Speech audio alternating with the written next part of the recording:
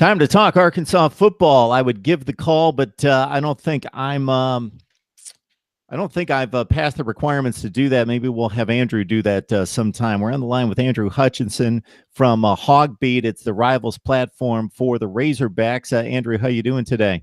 I'm doing good, Mark. How about you? Doing great. So we're live on Facebook, also live on YouTube at markrogerstv.com. That redirects you right to the chat. So we're going to be monitoring that for comments and questions as well. So we are maybe this was my issue in scheduling here. I didn't have the synergy down in regards to a big announcement that's coming in just about an hour and a half with Mississippi quarterback KJ Jefferson announcing his commitment today. So this is a kid that threw for 3,000 yards and 36 touchdowns, ran for another 1,325 yards and 8 touchdowns. So this is a big deal in regards to his decision that could really shape the recruiting storyline for the next few months, Andrew. Absolutely. Arkansas's 2019 class right now sits at 3, and our Arkansas fans are getting a little antsy when it comes to that. They see all these other SEC teams racking up commitment after commitment, and if Arkansas can get some good news here in about a couple hours or so, which, I don't, knock on wood, anything can happen, but I do think Arkansas is going to get some good news when it comes to KJ Jefferson. And if they can get him, then I think that would be a fantastic pickup for them. It's a true dual threat guy. Arkansas fans have been clamoring for a dual threat guy for a while. With Chad Morris coming in, they definitely want to one because they see the success he had with Deshaun Watson at Clemson and Taj Boyd as well. And so they want to see what Arkansas can do with a quarterback that can both throw it and run it. That's something Arkansas hasn't had for well over a decade. You have to go back to Matt Jones in the early 2000s when Arkansas last had a quarterback that was a true threat to run. So it'll be interesting if Arkansas can get him, if that may pick up some momentum on the recruiting trail for Arkansas. And of course, Andrew, with the Chad Morris connection, of course, that's the first quarterback comparison that comes into play. And if he can become anything close to Deshaun Watson, that is a huge get for Arkansas as a dual threat quarterback that fits Chad Morris's offense going into the future. It's the 53rd ranked class according to Rivals right now, with the three stars that you mentioned, number 13 in the SEC. So coming off a year in which Chad Morris had a late start, like a lot of coaches in the SEC, and wasn't able to quite reach the numbers in terms of quality and quantity that Arkansas fans would want to see to gain back some respect in the SEC Western Division. Are there any other targets out there? What's the vibe in regards to the feel toward being in the running for some quality players coming up? Well, I think Arkansas has done a really good job of getting themselves out there in front of some really big time recruits. They've done a good job of bringing in, high 3-star, even 4-star guys for official visits this spring. The first time coaches can have official visits during the spring. And the key is to be able to finish some of those guys off. And now Arkansas fans, I think, are going to have to be a little bit patient when it comes to that, just because, they are coming off a 4-win season. Recruits are probably going to want to see what the product looks like with Chad Morris at the helm before they actually pull the trigger and decide to come to Arkansas. So I think it's going to be a little bit of a waiting game, but there's definitely some big targets. Obviously, the ones Arkansas fans want to talk about all the time are the in-state kids. I think one guy that I'm really high on is Traylon Burks from Warren. He's a wide receiver. He's a 4-star guy, but I think he's got 5-star talents. I mean, he is a sensational wide receiver from a school that has produced a lot of wide receivers, most notably the group that had Chris Gregg, who was obviously a tight end, Jarius Wright, and I think there's one more that the name is escaping me right now. But it's a really talented program, and I think he's also a really good linebacker on the defensive side of the ball. So if Arkansas could get him or some of the other in-state guys to jump on board, I think that would kind of calm fans' worries for the time being. So, Andrew, at the moment, I just have a Texas fan on the chat right here, so I'm going to spare you some of those not necessarily positive remarks about Arkansas football right now from our Texas fan on the line, but that does bring to mind in regards to a video that I cut just last week. So if anyone's interested in looking ahead to future schedules in the SEC, we ran them down for all 14 schools.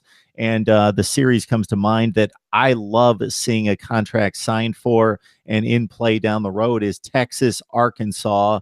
If you're an old guy like me, you know that these were two big rivals, major rivals. We're talking Oklahoma, Nebraska kind of stuff in regards to at that time period in the Big Eight.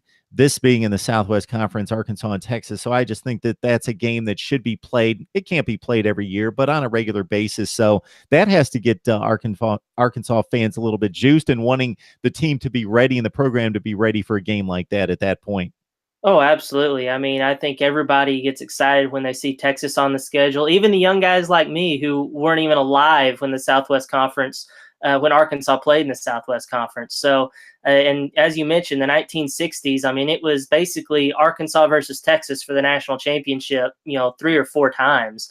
Arkansas came out on top, in the 64 game, and Texas came out on top in the 69 shootout. So, it's a big game, and I think Arkansas fans are definitely looking forward to it. I think Notre Dame is on the schedule down the line. I think Arkansas fans are, they're bummed that the Michigan series that was scheduled to begin this year got canceled. But I think it works out okay because you get Colorado State instead of Michigan as the big time opponent, and that's what you need for a a season like this with Chad Morris taking over, and it's going to be a little bit of a transition year. It actually gives you a shot to maybe get to 6 wins, get to a bowl game, and build some momentum. So that way you can be ready here in a few years when you've got the Texases and the Notre Dames of the world on the schedule.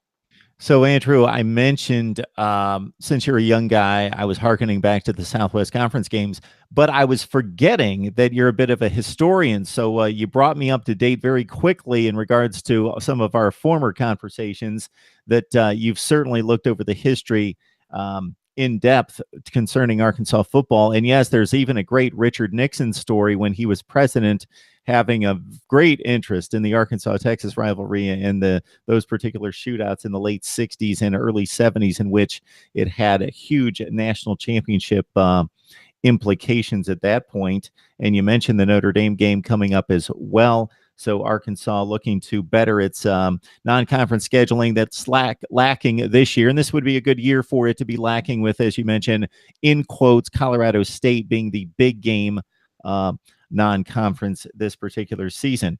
We've got Andrew Hutchinson on the line from Hog Beat. It's the Rivals platform for Arkansas athletics. He's covering a lot of baseball these days, but of course, keeping an eye on the number one sport there, football, as we head toward August. And Chad Morris looking to turn things around in the SEC Western Division. Big story came out just in the last day concerning where games will be played for the Razorbacks. So Arkansas, one of the few schools across the country that has to keep an eye on and keep another portion of the state happy in regards to not having fans needing to travel 3 and 4 hours to get to all the football games. So going back to 1948, Arkansas has played at War Memorial Stadium a handful of games, and that contract has been extended through 2024. And I see that there's a focus in particular, Andrew, on the spring games and on that big Missouri weekend on Thanksgiving weekend.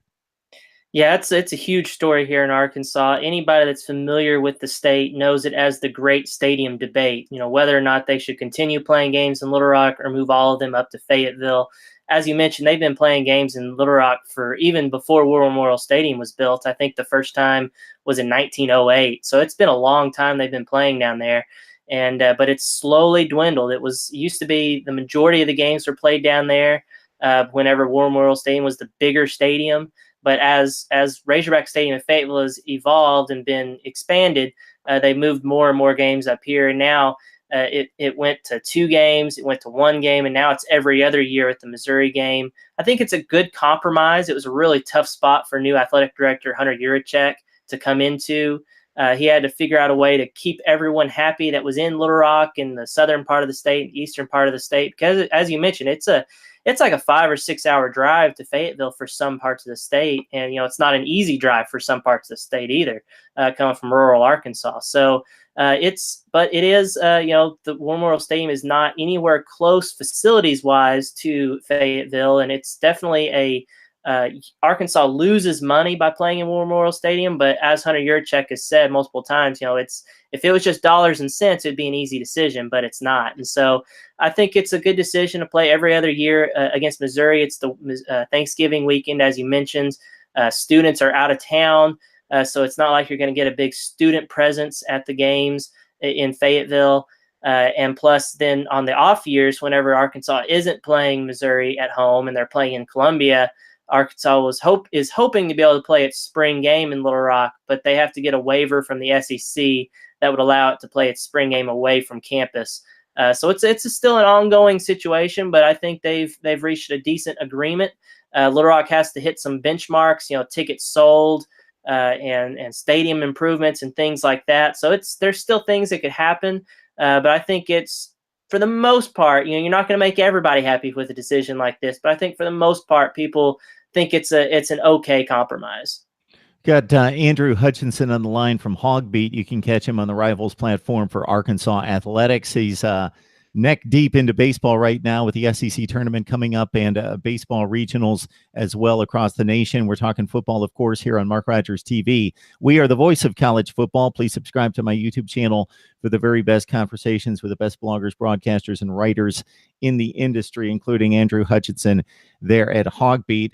If you're catching us live and you've missed a portion of the conversation, really 2/3 of the conversation probably, then you'd like to rewind so you can catch it on YouTube in just a few minutes once it posts, or on my Facebook channel as well. Go to Mark Rogers TV on Facebook, and you can catch it there right now. I'm on my personal Facebook page, just starting out the Facebook Live, so it's a bit rudimentary at this point, as you can see. Just holding up the iPhone, getting a shot of Andrew and myself as we broadcast simultaneously on Facebook Live. If you'd like to make questions and comments, you only have a few minutes to do so.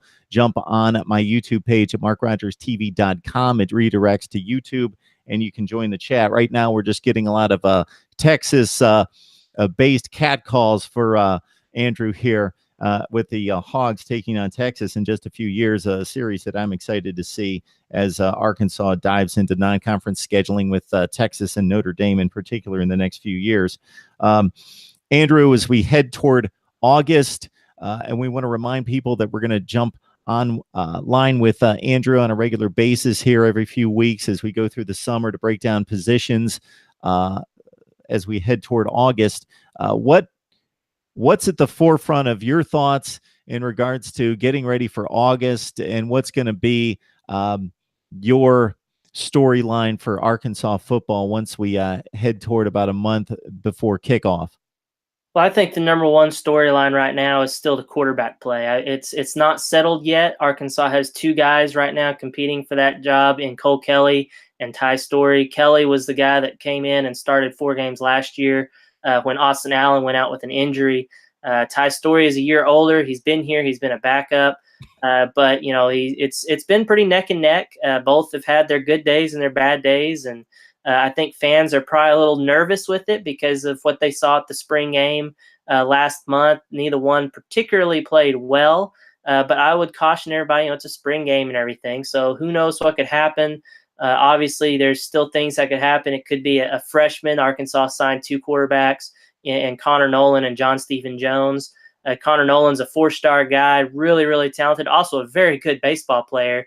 Would probably be drafted in the Major League Baseball draft had he not told scouts, hey, I'm going to Arkansas. And then John Stephen Jones is the grandson of Jerry Jones, the former Razorback player, now Dallas Cowboys owner.